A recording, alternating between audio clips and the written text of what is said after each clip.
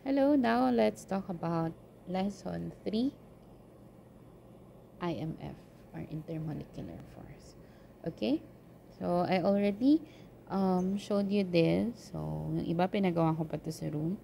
So, 'di ba, we can let itong paper clip na lumutang sa tubig. Actually, kaya pa nga nakarayom siya. Okay? Let's talk about the reasons behind this. Okay? So, ito, ano naman napapansin sa picture? So, iba't ibang liquid, iba't iba sila ng viscosity. Okay? Ng resistance to flow. Ito, mas nagre-resist sa flow. Ito mas madaling mag-flow. So, ito din. Diba? Bakit yung mga insect kaya nilang lumutang sa tubig? Okay. So, paano nangyayari? Yeah. So, this would answer our question. We'll answer that later. Also, this one, look at different fluid. So, iba't ibang fluid, iba't iba sila ng boiling point. We're familiar na yung water boils at 100 degrees Celsius. Okay? Pero iba-iba din. Halimbawa, mercury would boil at 359 degrees Celsius. So, sobrang taas na temperature. While alcohol can boil at least 97 degrees Celsius, which is mas mababang temperature sa boiling point ni water. Diba? So, ano din yung mga reasons behind these properties? So, the reason is the intermolecular forces of attraction between molecules. So, what do we mean by that? So, first, the objectives are to differentiate intermolecular force and intramolecular force, differentiate types of intermolecular force, and determine the IMF of simple molecules. So, what's the difference between inter and intramolecular force? So, pag sinabi natin intra and inter, di ba parang intramuros. That's the city inside the walls. Okay? Pag international competition, that's competition between different countries. So, ganun siya. Pag intramurals, nasa loob ng school. Pag inter-school competition o kaya intercollegiate competition, like UAAP, that's competition between schools. Okay? So, sa molecules, ganun din. So, pag sinabi natin pag sinabi natin intramolecular force, ibig sabihin yan, this holds the molecule together. Okay? So, that is within. Okay? Within molecule. Sa loob ng molecule. So, halimbawa, this is hydrochloric acid. Okay? Ayan, this is hydrochloric acid. Itong nag-hold sa hydrochloric acid together is called intramolecular force. Other term for this is bond. Okay? Yung bond kasi nagkakaroon ng sharing of electron. Pag naman yung isang hydrochloric acid molecule interacts with another molecule, so nagkakaroon ng force between molecule. And that is what we call the intermolecular force. Okay? So, burahin natin yung iba. Oops. Ayan. So, intermolecular force kapag between molecules. Molecules to molecules. Ayan. Pag naman intermolecular force, atom to atom. Kasi nga, makaka-form to ng one molecule. Okay? So, ganun siya. So, yung molecules force, ayan. So, kapag molecule, ang humahatak doon ay IMF. So, when I say IMF, or when you hear IMFA or IMF, so this pertains to intermolecular force. Okay? Not intra. Okay? Mas pinag-aaralan kasi natin yung intermolecular force because intramolecular force is basically bond. So, pag sinabing IMF, ayan. So, intermolecular force. Yun. Ito namang intramolecular force is yun nga, other way known as bond. So, ionic bond na form due to transfer of electrons. Pag covalent naman, sharing of electron. Pag metallic naman, na-form siya dahil sa metals na mayroong mga free electrons. Okay? Ayan. So, ano yung different types of intermolecular force? Number 1 is ion dipole. So, remember, pag sinabi nating ions, pwede siyang cation or anion. Okay? Cations. Oops, what's this? Cations or anions. So, ibig sabihin nito may charge. Okay? Charge particle na magbabond sa dipole. Pag sinabi nating dipole, polar. Kasi nga pag polar, may partial positive side at may partial negative side. Okay? Ayan. So, pag nakakita ka ng ion, tapos may dipole, automatic yun, ion dipole. Okay? So, those possess permanent dipole moment attributed by the difference of the electronegativity. So, babalikan mo, polar ba siya or non-polar? Kapag polar, dipole ang tawag doon. Okay? Tapos, maa-attract siya sa isa pang charged particle, which is an ion. Ayan. Then, they form ion dipole. So, this type of IMF is strong because ion have permanent charge. Ayan. Example, NaCl molecule bonded with H2O. In other words, salt and water solution or saline solution, pag nilagay mo yung asin dun sa tubig, yung mga particles or yung mga ions ng sodium chloride, nag-i-interact yun sa water molecules. Okay? Ayan. The next one is dipole-dipole. So, pag sinabi natin dipole-dipole, nangyayari siya sa polar molecules.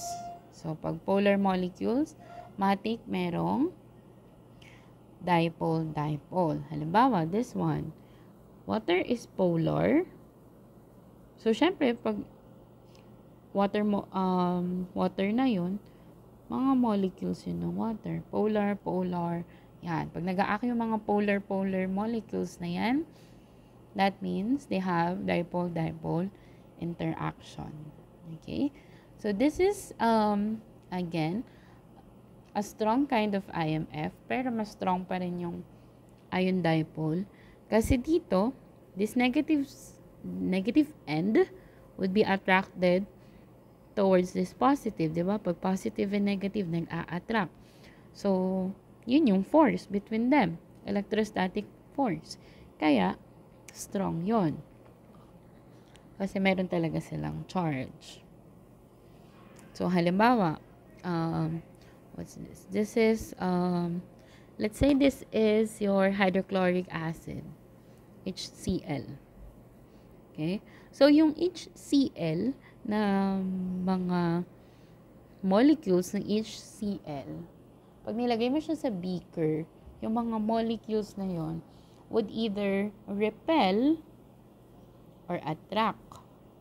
Okay? Ano yung mga nag-a-attract? Yung partial positive side, partial negative side nag-a-attract.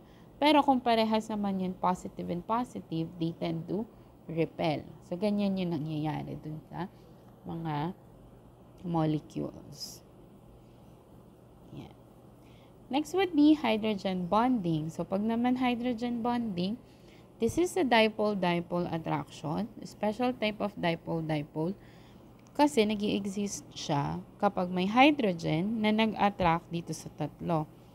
Hydrogen, fluorine, and oxygen. So, hindi ibig sabihin na may hydrogen bonding na. Okay? So, we consider hydrogen bonding kung nag-attract siya or nag-bond siya sa fluorine, oxygen, or nitrogen. So, halimbawa, ammonia, NH3. So, yan, may hydrogen bonding siya. Pero, masasabi mo rin na may dipole-dipole siya. Kasi dipole-dipole din naman yung hydrogen bonding.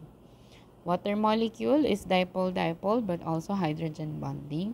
And then hydrofluoric acid. Ayan. Okay? Pero ano, yung HCl, hindi naman to hydrogen bonding. Okay? Dipole-dipole yan. Kasi, hindi naman to highly electronegative. Okay? Ito nga yung sinasabi natin na highly electronegative. Yung matataas yung electronegativity. Mostly, na, yan, makikita mo yung may mga OH. Diba? Yung mga alcohol. Ayan. So, makikita mo yung hydrogen bonding doon. Ayan. Methanol. Yan, may OH. Sa bawat dulo, diba, may mga alcohols. So, may hydrogen bonding yun. Ito din, sa nitrogenous bases sa ating DNA. So, meron tayo dito. Ayan, yung mga amino acids din. So, ayan, meron silang mga NH, ito, NH2. So, those are hydrogen bonding. But again, you can classify hydrogen bonding and dipole-dipole. Pero kapag nakakita ka ng hydrogen na nag-bond sa fluorine, oxygen, and nitrogen, ang dominant would be hydrogen bonding. Ang dominant IMF. Tapos secondary niya, dipole-dipole. Next would be London dispersion. So, pag sinabi nating London dispersion, meron tayong temporary dipoles. Bakit temporary dipoles? Kasi this happens to non-polar. Remember, pag non-polar, equally distributed yung electron. So, wala siyang negative side and positive side. Okay? Magkakaroon lang siya ng charge at a moment. Okay? Or at an instant. Kapag meron dong induced na mga dipoles. Okay? Pag may mga charge na nadagdag doon. So, this is a weak type of IMF. Kasi nga, temporary dipole lang siya. Temporary lang yung charge. O temporary lang yung attraction. Ito yung mga IMF na madaling ma-break. So, we have here intramolecular force. So, ito, dahil yung Cl2 or yung chlorine gas ay non-polar, tapos nag-act siya sa another chlorine gas, ang tawag dun ay London dispersion. Ayan. Pero tandaan na ang London dispersion ay meron sa lahat ng molecule. Whether polar or non-polar, meron silang London dispersion. Pero kapag non-polar siya, LDF lang yung meron. Okay? What do I mean by that? Ang isang molecule, hindi lang naman isa yung IMF niya. Pwedeng several. Okay? Pakita ko later. So, this is ion-induced dipole. So, halimbawa, ayan, may charge siya. Tapos may positive charge dito. 'Di ba? So, yung mga electrons, if this is negative and this is positive, so mag-a-attract sila, positive, negative. Pero ito, dipole, tas induced dipole. So, ito, may charge naman siya dito. So, weak lang yan. Okay? Weak kind of ion. Ayan. So, strength of IMF depending on strength of different IMF of attraction. So, again, pag ion dipole, sa nangyayari? Sa ion plus polar. Strong yon. Kasi nga may permanent charge. Pag hydrogen bond, a special type of dipole-dipole, considered medium kasi nga these are highly electronegative, yung oxygen, nitrogen, and fluorine. So, matataas yung electronegativity nila. So, mas nakaka-attract sila ng electrons. Kaya, ang tendency, mas nagpo-form siya ng mas mataas yung dipole moment niya. Pag dipole-dipole naman, nangyayari sa polar molecule. This is weak type of IMF kasi again, polar lang din naman siya. Meron lang din siyang temporary dipoles. And then, we have here, London dispersion. Kapag London dispersion, ayan, temporary dipoles. Pero present siya sa lahat. Nangyayari to kapag non-polar. So, very weak. Kasi, again, temporary. So, in terms of weakness, ayan, ang pinakamataas is ionic bonding.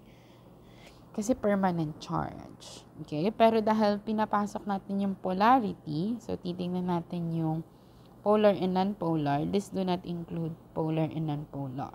This just includes formal charges. So, ito, hydrogen bonding, hydrogen, bond with fluorine, oxygen, and or nitrogen. Pero dipole-dipole din siya. Dipole-dipole kapag polar. London dispersion or van der Waals kapag non-polar.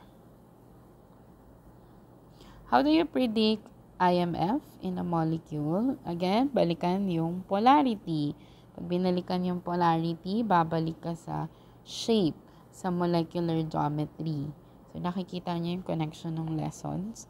So, you have to know the Lewis structure so that you will know the molecular geometry so that you will know if polar or non-polar siya. Pag alam mo na yung polar and non-polar siya, malalaman mo din yung IMF niya. So, summary. Kapag non-polar, LDF lang. Kapag ka-polar, dipole-dipole, tapos LDF yung secondary.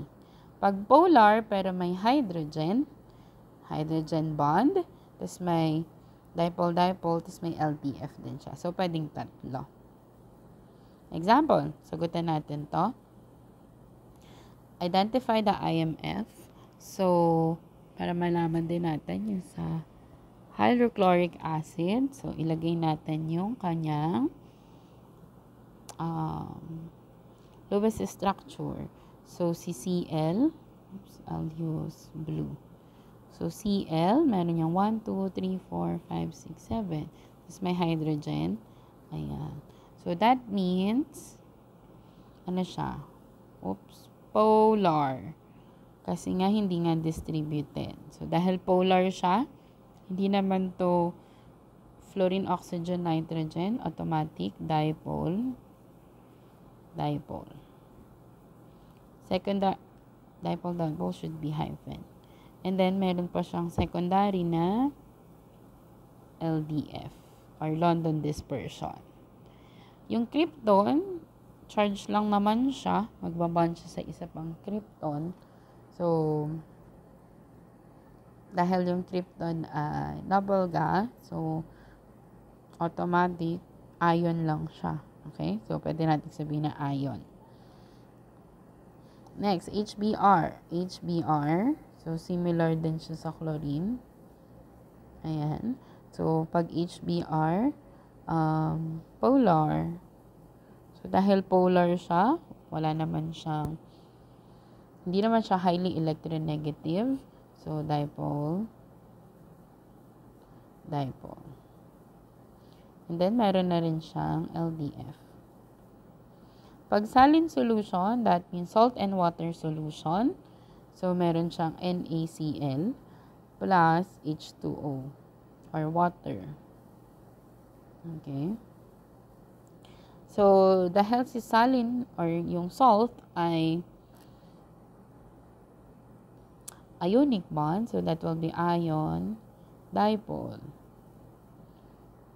Tapos, meron na din siya. Kung yung water yung titingnan mo, meron din siyang dipole-dipole. Meron na rin yung LDF. Kasi nga, LDF ay sa lahat ng molecules.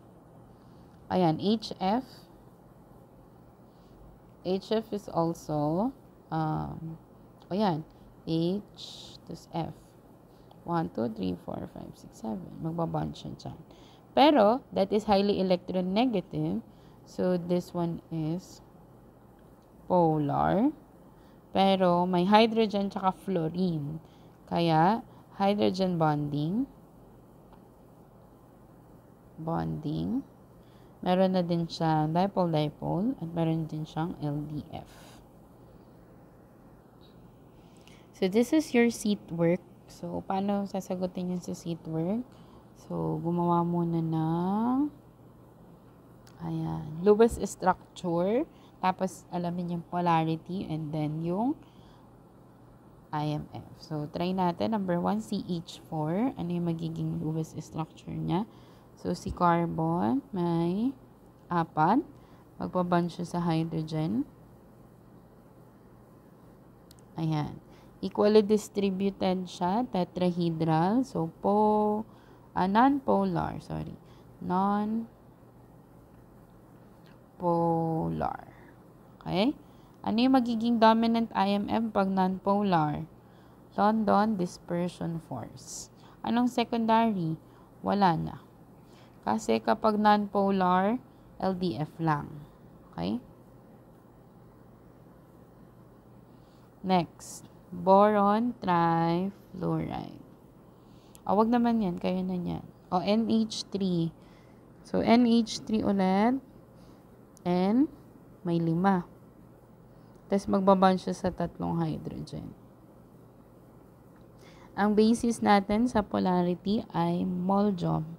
So, ang molecular geometry niya ay trigonal pyramidal. So, pag trigonal pyramidal, polar. 3 bonds with 1 lone pair. So, that means, meron siyang polar. Polarity niya is polar. Anong dominant niya?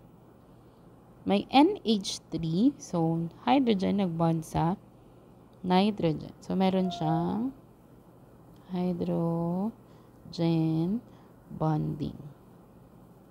Anong secondary? Dipole,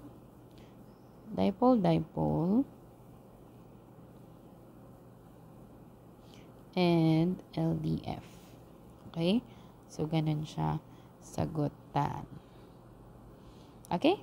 So, try to answer yung iba pa dito para ma-practice. Okay, that's it for this lesson. Thank you.